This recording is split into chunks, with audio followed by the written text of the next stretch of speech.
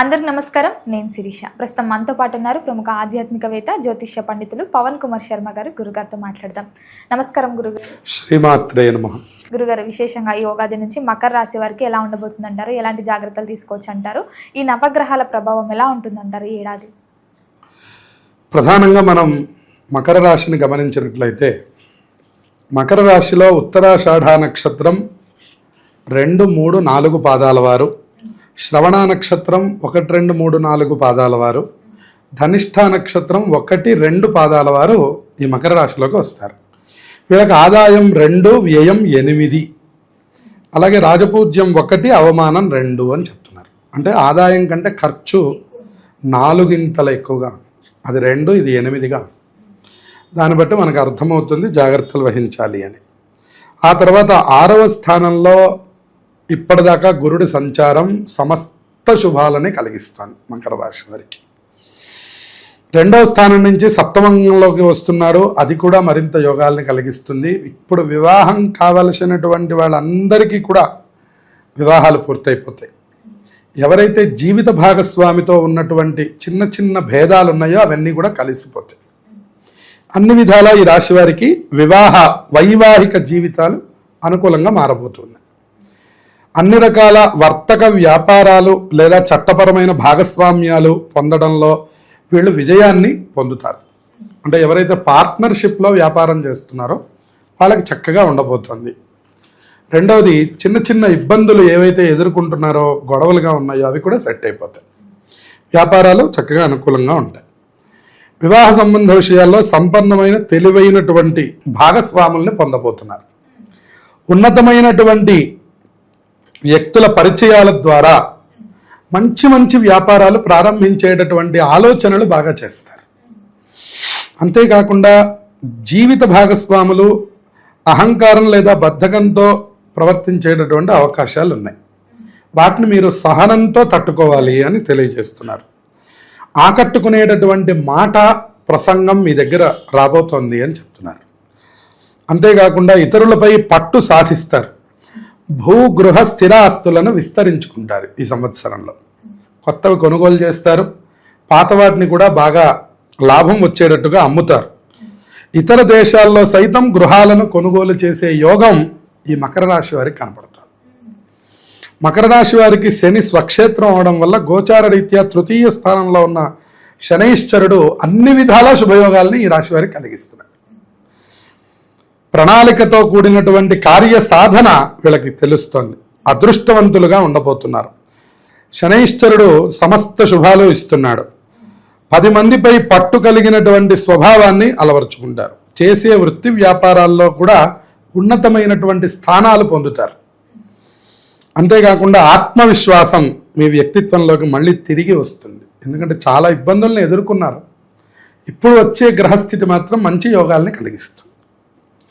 ఆస్తి వ్యవహారాలు కూడా మీకు అనుకూలంగా మారి మంచి లాభాలని తెచ్చిపెడతాయని చెప్పవచ్చు. ఇప్పుడు ఎవరైతే కుటుంబ జీవితంలో ఇబ్బందులను ఎదుర్కొంటున్నారో వాళ్ళకు కూడా ఆనందం కలిగేటటువంటి సమయం. కొత్త ఉద్యోగాలు పొందుతారు. వ్యాపారాలు నూతనంగా ప్రారంభం చేస్తే అధిక లాభాలు వచ్చేటటువంటి కాలం, మంచి వ్యాపార కాలం అని చెప్పవచ్చు. చాలా సంతోషంగా మెరుగ్గా ఉండేటటువంటి సమయం అని చెప్పుకోవచ్చు. ఏ పనులు ఇప్పటి వరకు పెండింగ్ ఉన్నాయో వాటన్నిటిని ముందు వేసుకొని పూర్తి చేస్తూ ఉంటారు అన్నమాట. వాటంతట అవే పూర్తయిపోతుంటాయి. మత్స్య సంబంధమైనటువంటి వ్యాపారాలకి, భూ అమ్మకాలు కొనుగోళ్లు చేసే రియల్ ఎస్టేట్ వాళ్ళకి, దళారీలకి, స్థిరాస్తి క్రయ విక్రయాలు చేసేటటువంటి వాళ్ళకి మంచి ఫలితాలు కనపడుతున్నాయి. కిరాణా అవసరములు, మిర్చి, సుగంధ ద్రవ్యాలు ఇవన్నీ క్రయ విక్రయాలు చేసే వాళ్ళకు కూడా ఆదాయం బాగుంటుంది. కళారంగాల్లో ఉండేటటువంటి వాళ్ళు ఆదాయాన్ని ప్రధానంగా పొందే వ్యాపార రంగంలో ఉన్న వాళ్ళకి మంచి లాభం కనపడుతోంది. మిగిలినటువంటి ఉద్యోగస్తులుగా ఉన్నటువంటి వాళ్ళు, జీతం మీద పనిచేసే వాళ్ళకి అవకాశాలు బాగా వస్తున్నాయి. ఆదాయం ఇంకా అంత బాగా రాలేదు. స్టేషనరీ, కాస్మెటిక్స్ వ్యాపారస్తులకు అధిక లాభాలు కనపడుతున్నాయి. షాపింగ్ మాల్లో వ్యాపారస్తులైనటువంటి వాళ్ళందరికీ కూడా మంచి ఫలితాలు ఉన్నాయి. వ్యవసాయదారులకు కృషికి తగిన ఫలితం ఉంటుంది తప్పించి అధికంగా ఆదాయాన్ని ఆశించకూడదు. అలాగే మిశ్రమమైనటువంటి ఫలితాలు కనపడుతున్నాయి. తర్వాత ముఖ కవళికలు మారుతూ ఉంటాయి. ఎప్పుడైతే రాహు జన్మస్థానంలోకి సంవత్సరం చివరిలో వస్తున్నాడో అప్పటి నుంచి కొద్దిగా ఇతరులకు భీతి కలిగించేటటువంటి వార్తలు వింటూ ఉండడం, కొద్దిగా జన్మ రాశిలో ఉండడం అనేటటువంటిది అంత గొప్ప సమయం కాదు. కాబట్టి కొన్ని జాగ్రత్తలు వీళ్ళు వహించవలసి వస్తుంది. విద్యార్థులకు దూర ప్రాంతాల్లో చదివే వాళ్ళకి కొంచెం వీసాలు అవి సులభంగానే వస్తాయి. కానీ ఎవరైతే వెళ్ళాలి అనుకుంటున్నారో వాళ్ళకి చాలా ఇబ్బందులు కలుగుతాయి, ఆటంకాలు ఎదురవుతాయి. అలాగే అక్కడికి వెళ్ళిపోయి ఉన్నటువంటి వాళ్ళు మాత్రం బాగా చదువుకోవడం, రాణించడం జరుగుతుంది. ఇతర దేశాలు సందర్శించడానికి వాటికి వెళ్ళేటటువంటి వాళ్ళకి, సామాన్యంగా వెళ్ళే వాళ్ళు, చదువు గురించి కాకుండా సహజంగా వెళ్ళే వాళ్ళకి వీసాలు అవి లభిస్తాయి. రాహు యొక్క ప్రబలం వల్ల విదేశాల్లో స్థిరంగా ఉంటున్న వాళ్ళకు కూడా మంచి ఫలితాలు లభిస్తున్నాయి. శని బలం చక్కగా ఉంది ఈ సంవత్సరం మొత్తం. గురుబలం మధ్య నుంచి వస్తోంది. అన్ని విధాలా మకర రాశి వాళ్ళకి అనుకూలమైనటువంటి ఫలితాలు ఉన్నాయని చెప్పుకోవచ్చు. కుటుంబ వాతావరణం ఎలా ఉంటుంది? కుటుంబ వాతావరణం చాలా దివ్యమైనటువంటి పరిస్థితులు కనబడుతున్నాయి, అనుకూలంగా ఉంది. రైతులకు ఎలా ఉంటుందంటారు? మరి రైతులకి ఇందాక మనం చెప్పుకున్నట్టుగా అధిక లాభాలు లేవు, కానీ పెట్టిన పెట్టుబడి వరకు వస్తుంది. మరి రాజకీయ రంగంలో ఉన్న వారికి ఎలా ఉంటుందంటారు? రాజకీయ రంగంలో ఉన్న వాళ్ళకి కూడా అభివృద్ధి కనపడుతోంది. సాహసంతో, ధైర్యంతో ముందుకెళ్తున్న వాళ్ళకి మంచి యోగాలు ఈ సంవత్సరం ఉన్నాయి. మరి నిరుద్యోగుల పరిస్థితి ఏంటంటారు గురుగారు? మంచి ఉద్యోగ అవకాశాలు ఉన్నాయి. అలాగే ఆదాయం విపరీతంగా లేకపోయినా ఉద్యోగాల్లో మాత్రం ఏ రకమైన మార్పులు ఉండవు అని చెప్పవచ్చు. మరి వీరు ఒంటరిగా ప్రయాణం చేయడం కానీ, దూర ప్రయాణాలు కానీ చేయొచ్చు అంటారా? చక్కగా చేయవచ్చు. ప్రయాణ సంబంధంగా వీళ్ళకి ఎటువంటి ఇబ్బందులు లేవు. వివాహ యోగం, సంతాన యోగం ఉందంటారా? వివాహ యోగం పుష్కలంగా ఉంది అని చెప్పాలి. సంతాన యోగం కూడా అనుకూలంగా ఉంది అని చెప్పవచ్చు. ఆరోగ్యపరంగా ఎలా ఉంటుందంటారు? ఎలాంటి జాగ్రత్తలు తీసుకుంటే బాగుంటుందంటారు? ప్రధానంగా అనారోగ్య సమస్యలతో ఈ మకర రాశి వారికి ఏమి పెద్దగా ఇబ్బందులు లేవు. ఎప్పుడైనా ఉన్నప్పటికి కూడాను కొద్దిగా శని భగవానుడికి సంబంధించిన స్తోత్రం చదువుకోవడం, కాలభైరవాష్టకం చదువుకుంటే ఆరోగ్యం మళ్ళీ తిరిగి వస్తుంది. దీర్ఘకాలికంగా ఎక్కువ వ్యాధులైతే మాత్రం వీళ్ళకి ఏమీ లేవు. కలిసి వచ్చే రోజులు ఏంటంటారు? ప్రధానంగా శుక్ర శని వారాలు అనుకూలంగా ఉంటున్నాయని చెప్తున్నారు. శుక్రవారం కానీ శనివారం కానీ పని మొదలుపెట్టినా పూర్తి చేసినా మంచి రాబడిని, లాభాన్ని కూడా పొందగలుగుతారు. మరి కలిసి వచ్చే సంఖ్య ఏంటంటారు?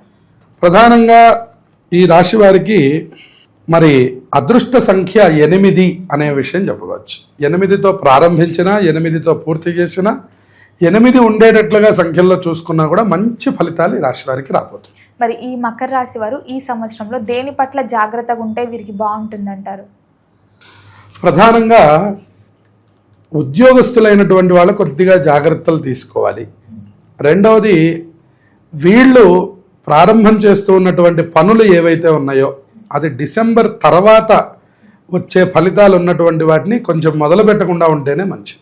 అంటే ద్వితీయార్థం చివరి భాగంలో ఫలితాలు వ్యతిరేకమవుతున్నాయి కాబట్టి మిగతా అన్ని రంగాల్లోనూ వీళ్ళకి అనుకూలమైనటువంటి వాతావరణమే కనబడుతుంది. కాబట్టి ఈ ప్రథమార్థము, ద్వితీయార్థంలో కూడా సగభాగం బాగుంది. ద్వితీయార్థం సగభాగం దగ్గర నుంచి సుమారుగా ఆగస్టు తర్వాత నుంచి వీళ్ళకి కొద్దిగా ప్రతిబంధకాలు ఉన్నాయి. అవి కూడా పెద్ద చెప్పుకోక్కర్లేదు. ఇప్పుడు నేను చెప్పినట్టు కాలభైరవాష్టకం చదువుకుంటే ఆటంకాలు కూడా తొలగిపోయి శుభయోగాలు కలుగుతాయి. మరి అన్ని రంగాల వరకు కలిసి రావాలంటే ఏ దైవాన్ని పూజించవచ్చు అంటారు? ఎలాంటి పరిహారాలు చేసుకోవాలి? ప్రధానంగా వీళ్ళకి కనపడుతున్నటువంటిది రాహుకేతువుల యొక్క ప్రభావం. దాని గురించి మంగళవారం పూట రాహుకాల దీపాన్ని కనుక పెడుతూ ఉన్నట్లయితే మరిన్ని శుభయోగాలు కలగడానికి అవకాశం. గురుగారు, మొత్తం మీద ఈ సంవత్సరంలో మకర రాశి వారికి ఎలా ఉండబోతుంది, ఎలాంటి జాగ్రత్తలు తీసుకోవాలి తెలియజేసినందుకు ధన్యవాదాలు. శుభమస్తు.